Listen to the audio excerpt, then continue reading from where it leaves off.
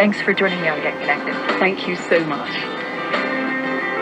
This is Get Connected with Nina Del Rio on 106.7 Lite FM. Good morning, and thanks for joining us on Get Connected with a new book for parents that's not about what your mother told you or what social media says you should be doing. This is about facts.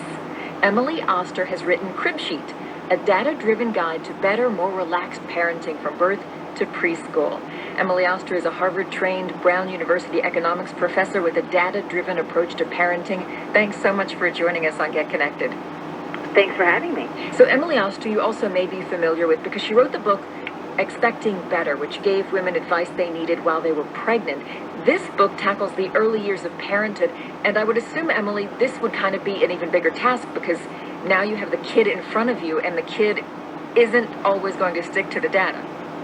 No, it's absolutely right. I think that the challenge of actually being a parent is that there is another person, and there's a lot of stuff in pregnancy that is hard, but at least you can make all the choices yourself, and the other person doesn't have opinions.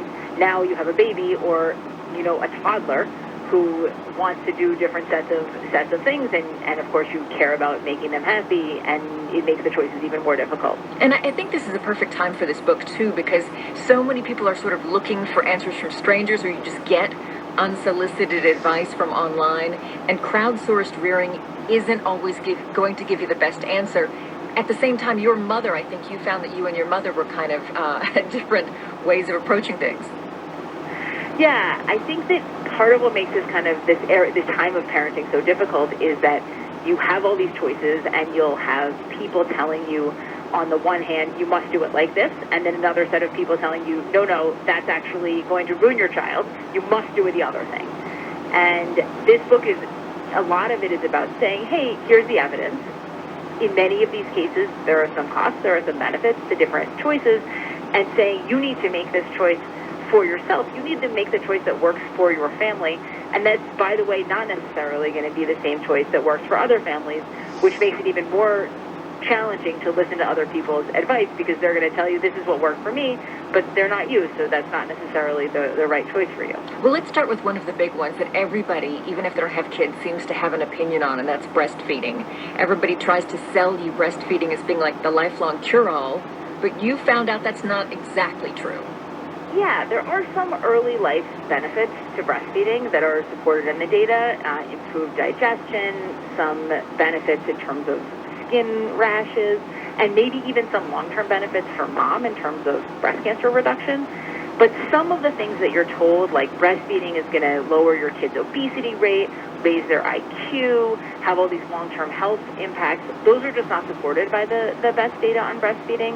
And I think that takes a little bit of the pressure off. A lot of women feel if they don't want to do this for a very long time, or they can't, there's often a feeling of shame because people are so heavy on the emphasis about breastfeeding. And I think this is a little bit of a lighter touch that says, yeah, there's some benefits. It might be a good idea to try it, but it isn't the one choice that's going to set your kid up for life success. One of the things we always sort of ask when we do these interviews is, who is this book for? And I think you kind of summed it up in an anecdote in the book. You're the kind of person who is researching injury by mittens in neonates at some point. Yes, so when this story for me sort of encapsulates what it was like to be a new parent. I came home, the doctor had told us to put mittens on my daughter's hands so she wouldn't scratch herself, and then my mother came and she said, if you leave those mittens on, she'll never learn to use her hands. And I was like, oh my God, what's going to happen? She's not going to use her hands, but what if she's scratched? And so I on the internet trying to find out, are mittens a problem? And I found only one paper about mittens, which was about, if you put the mittens on too tight, that 3 infants have been injured by mittens. But it is that moment of just every little tiny thing seems so overwhelming, and I think that experience is common to a lot of parents. So crying babies, colicky babies, this is one for which there seems to be almost no answer. Yeah, there isn't. I mean, one thing to say is that you're not alone. So I think that's probably the biggest message, that if your baby is crying a lot, whether it fits some official definition of colic or not, it can be just exhausting and really upsetting for new parents. You feel very powerless. I think knowing that this will pass and you are not alone is the most important thing. in terms of what to do, yeah, as you say, there's a little bit of evidence on changing the mom's diet if you're breastfeeding, maybe changing kinds of formula, but mostly just as babies age, they will usually cry less. And so knowing that it will end is more important than having something specific to do about it. Well, your evidence backs up something I got from a Brooklyn child psychologist we spoke to on the show once. Her name is Dr. Janet Kennedy. She specializes in sleep disorders, and her entire remedy can kind of be summed up in the 3 words or 4 words: let the kid cry. Yeah, so the book looks at the evidence on these cry it out systems, as people call them, where you let your kid cry and then they fall asleep better.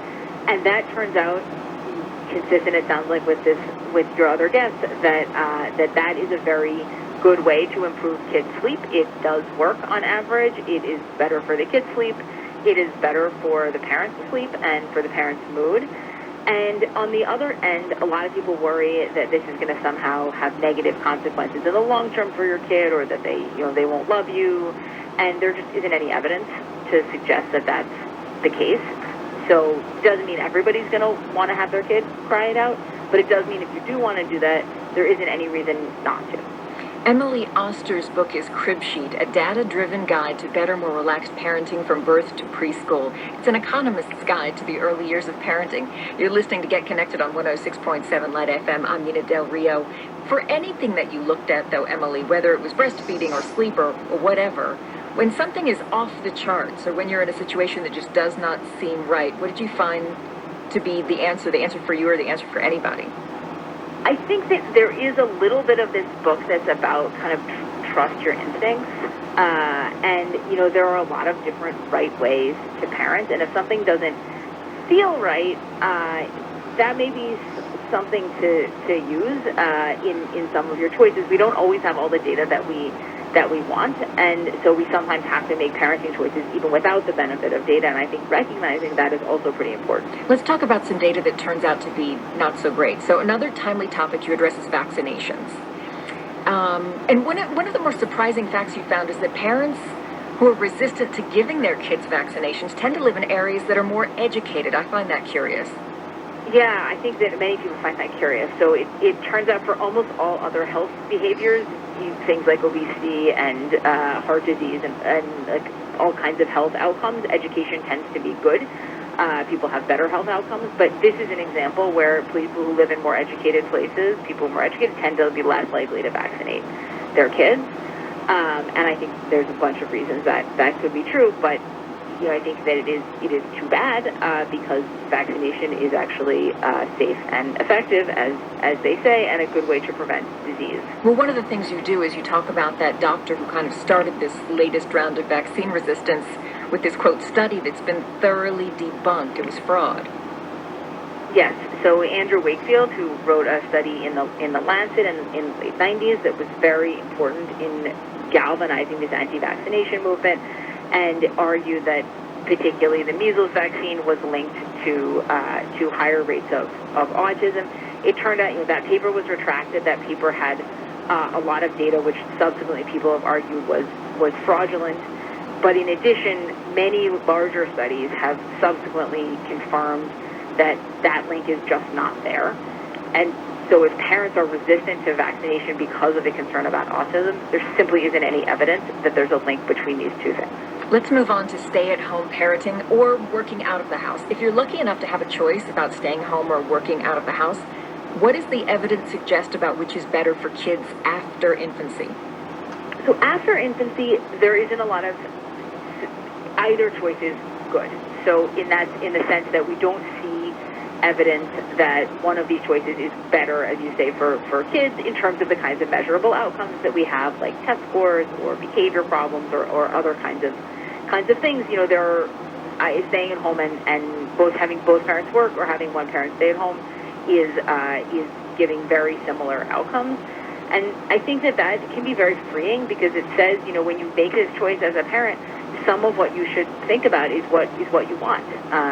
What works for your family budget-wise, and what works for your family in terms of the things that are going to make you happy as a parent. And I think that often in that conversation, that piece of it is really missing.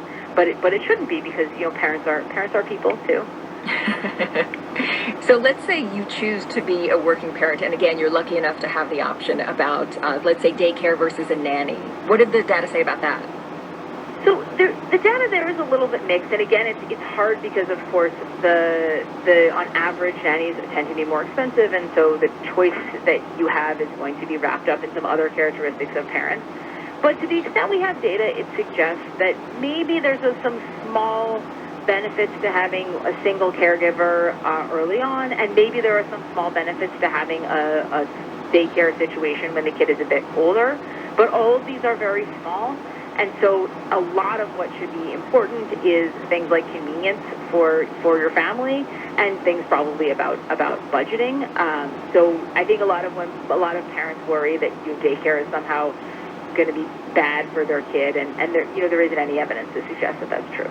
Well, those to me are not that surprising, but weren't you surprised by some of the other things? I think peanut allergies, there were some surprising findings there. Yes. I found peanut allergies extremely surprising because I have two kids. They're 4 and 8. And when my 8-year-old was a baby, we were told, don't introduce peanuts until she's at least 1, ideally 2, because if you give them peanuts too early, they might develop a peanut allergy. Then my 4-year-old was born, and they said, give him peanuts as soon as you start giving him food, because it's very important to have peanuts right away in order to prevent peanut allergy. And I thought that is the opposite of the advice I was given before. And it turns out that actually in the last few years between my kids, coincidentally, there was a lot of new evidence came out suggesting that, in fact, delaying introduction makes kids more likely to have peanut allergies, and that giving them peanuts early on, and likely other allergens like milk or eggs, that if you give them these allergens early on, that can actually prevent allergies rather than causing allergies. I think that's something a lot of parents find very surprising, particularly since if you have an older kid, you were probably told the opposite when they were born. And it's a little bit frustrating, I think, for parents with all these guidelines and all these tidbits of news that come out. So who has, or where do you find the current recommendations for introducing new foods to kids in particular? So that, I think the AAP has been, the American Academy of Pediatrics, has been very good at updating their guidelines quickly. So particularly around things like peanut allergies and other kinds of allergens, those guidelines have changed, and that's always a good source. I think that there's a trick, which is that in other kind of food introduction, people are often told it's very important to start with rice cereal and then move on to vegetables and then move on to fruits. And there's nothing wrong with that advice, but there actually isn't any reason to think that advice is better than any other advice about food introduction. So I think we can sometimes give people the impression that the advice that we're giving them is more evidence-based than it really is. Even if it's sort of logic-based and there are reasons to do it, it's not necessarily that those reasons are based in data. You looked at so many things in this book. You're an economist. You like the details. I think they make a lot of people happy. But when you were researching all this, when did personal experience just kind of negate the data and you just went with the kid? I think as my kids have aged, there are many more things like that. So I think many parents find that as your kids become more 2, 3, 4, and they're starting to develop their personalities, you've got to adapt your parenting a little bit on the fly to the particular kid. So, for example, my first kid was very well behaved and didn't ever have any tantrums. And then my second kid, who was also a very nice and well behaved child, nevertheless did start having tantrums, and I had to sort of on the fly think, oh, okay, how are we going to deal with this? I wasn't used to this. And so I think that parenting as they age has its own set of challenges. It's in some ways easier than having a baby, but in some other ways quite a bit harder. Maybe that's your next book, huh? Yeah, exactly. Maybe. Emily Oster's book has so much more in it about spanking, about kids and computers, interactive reading. The book is Crib Sheet, a data-driven guide to better, more relaxed parenting from birth to preschool. Thanks for joining us on Get Connected. Thank you so much for having me. This has been Get Connected with Nina Del Rio on 106.7 Lite FM. The views and opinions of our guests do not necessarily reflect the views of the station. If you missed any part of our show or want to share it, visit our website for downloads and podcasts at 1067litefm.com. Thanks for listening.